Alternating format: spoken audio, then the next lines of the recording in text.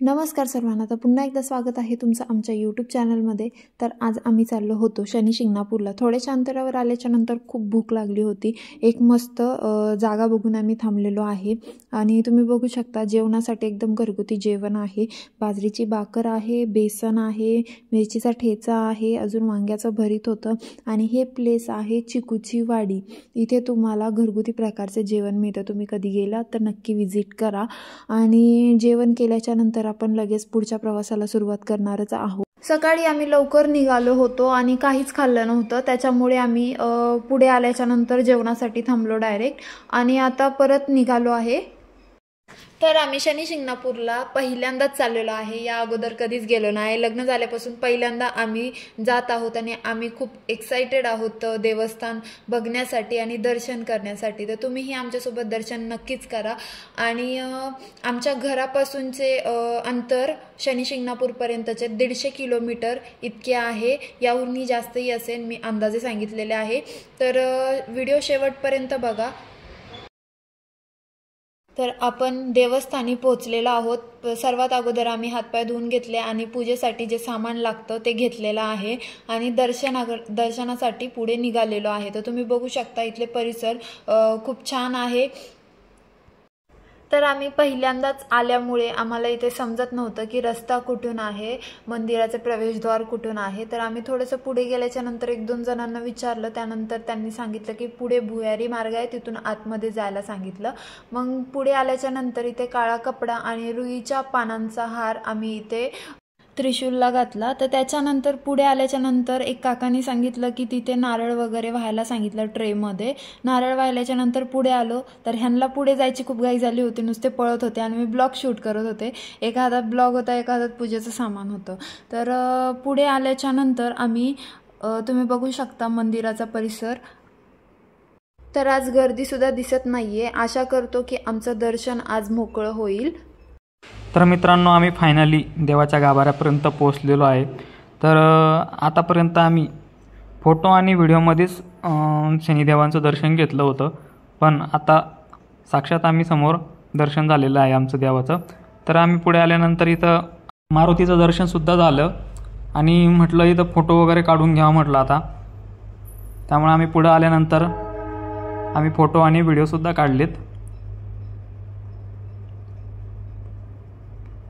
आणि यांना फक्त घाई झाली होती पुढे निघायची, सारखे पुढे पळत होते आणि मी पूर्ण ब्लॉग शूट करत होते. त्याच्यानंतर आम्ही खाली आल्याच्या नंतर व्हिडिओ वगैरे काढलं, फोटो शूट केला. तर पुढे आल्यानंतर आम्ही तिथंच गर्दी कमी झाल्यानंतर आम्ही तिथं पूजा करायला थांबलो. तिथं देवाला फुले वाहिली तिथं आणि जी सामग्री असते तिथं ती वाहून दिली आणि बाजूलाच ते जाळीवरती तेल आणि ते कडधान्य असतं ते वाहून आणि 5 धातू डोक्यावरून वावळून आम्ही तिथं सोडले. तर मी काजलला म्हणत होतो की आपल्याला खूप लांब जायचं, अजून पुढं 150 किलोमीटरचं अंतर अजून पार करायचं आज, कारण की इथं आम्हाला 5:30 वाजून गेले होते संध्याकाळची.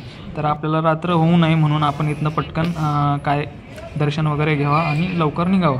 तर काजलचं फक्त फोटोशूट करायचं चाललं होतं आणि व्हिडिओ शूट करायचं चाललं होतं. तरी तिचं तेच चाललेलं आणि म्हटली आपण एकदाच येतो इथं, तर आपण थोडा वेळ थांबून व्हिडिओ वगैरे काढू आणि निघू. परत काय येता येत नाही आपल्याला. तर मी माझं शूट कंटिन्यू ठेवलं. त्यांची मागं बडबड चालू होती की लवकर निघ म्हणून. तर बघू शकता इथला परिसर खूप छान आहे आणि पलीकडच्या साईडला छोटीसं नदीसारखं होतं आणि खूप छान वाटत होतं तिथे गेल्याच्या नंतर. खाली जाण्यासाठी जागा होती पण यांनी काही जाऊन दिलं नाही तिकडे, लवकर जायचं म्हणून निघ म्हटले. तर ह्या लोकेशनवरती आम्ही 2-3 रील्स पण शूट केल्या. बघू शकता इथे नदीसारखं आहे आणि खाली खूप लोक तिथे आतमध्ये जाऊन पण शूट करत होते. नंतर आम्ही निघालो. इथे आल्याच्या नंतर ज्यांच्याकडून आम्ही फुलं वगैरे घेतले होते त्यांनी एक धागा दिला होता, यांना हातात बांधून दिला आणि यांनी माझ्या हातामध्ये धागा बांधला. त्यानंतर आणि पूजेचं पूर्ण महत्त्व त्यांनी आम्हाला समजून सांगितलं. इथल्या जे काका होते ज्यांनी आम्हाला फुलं वगैरे दिलते त्यांनी. तर ह्यांनी मला आता धागा बांधलेला आहे. बस.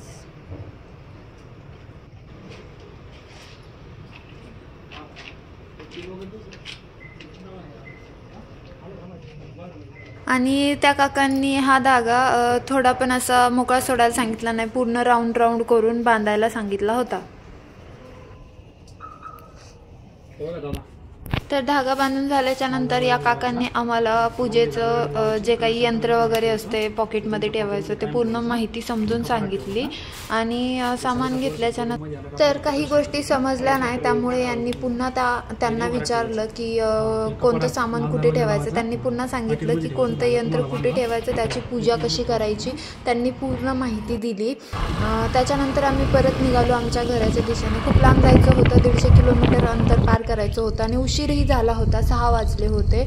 आणि तुम्ही बघू शकता इकडच्या गावचं वातावरण कसं आहे, खूप छान होतं आणि नॉर्मली पावसाचं पण थोडंसं वातावरण वाटत होतं. पुढे गेल्याच्या नंतर यांच्या डोळ्यात कचरा गेला होता, त्यामुळे गाडी थांबवायला लावली. मग तर थोडा वेळ गाडी थांबवली डोळ्यात कचरा गेला असल्यामुळे. आणि त्यांच्याकडं सेफ्टीसाठी त्यांनी ब्लॅक चष्मा घेतला होता, त्यामुळे संध्याकाळचा ते चष्मा लावू शकले नाही ब्लॅक आणि डोळ्यात कचरा गेला. तर इकडून आम्ही थोडंसं पुढे गेल्याच्या नंतर खूप छान असे झाडेमध्ये दिसले. यांना बोललं की मी इथे 2-3 दिवस शूट करायचं आहे, तर इथे थांबून आम्ही थोडेसे रील्ससुद्धा शूट करून घेतलेला आहे. तुम्ही आमचं इंस्टाग्राम पेज जर फॉलो केलं नसेल तर तुम्ही नक्की फॉलो करा, तिथे पण आमचे खूप छान असे व्हिडिओज तुम्हाला बघायला मिळतील. आणि या चॅनलवर नवीन असाल तर चॅनलला सबस्क्राईब करायला विसरू नका.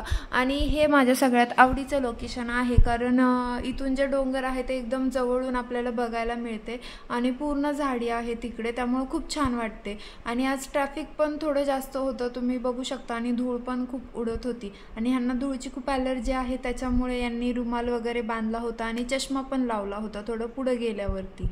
तर व्हिडिओ शेवटपर्यंत बघत राहा. चॅनलवर नवीन असाल तर चॅनलला सबस्क्राईब करा, व्हिडिओला लाईक करा, शेअर कमेंट करायला विसरू नका.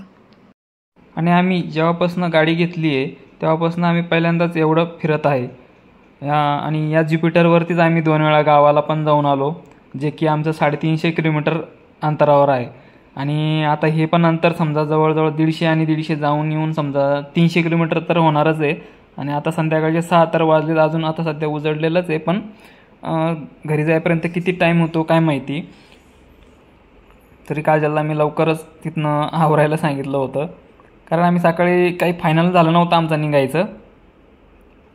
अचानकच आम्ही किती 10-10:30 वाजता आम्ही ठरलं की आपल्याला जायचं आहे म्हणून दर्शनाला. तर तुम्ही बघत राहा आमचे व्हिडिओ, असेच नवीन नवीन व्हिडिओ आमचे येत राहील. आणि चॅनलला नवीन असाल तर चॅनलला सबस्क्राईब करा, जसं की काजलनं सांगितलं तसं. चला भेटूया आमच्या परत नेक्स्ट व्हिडिओमध्ये.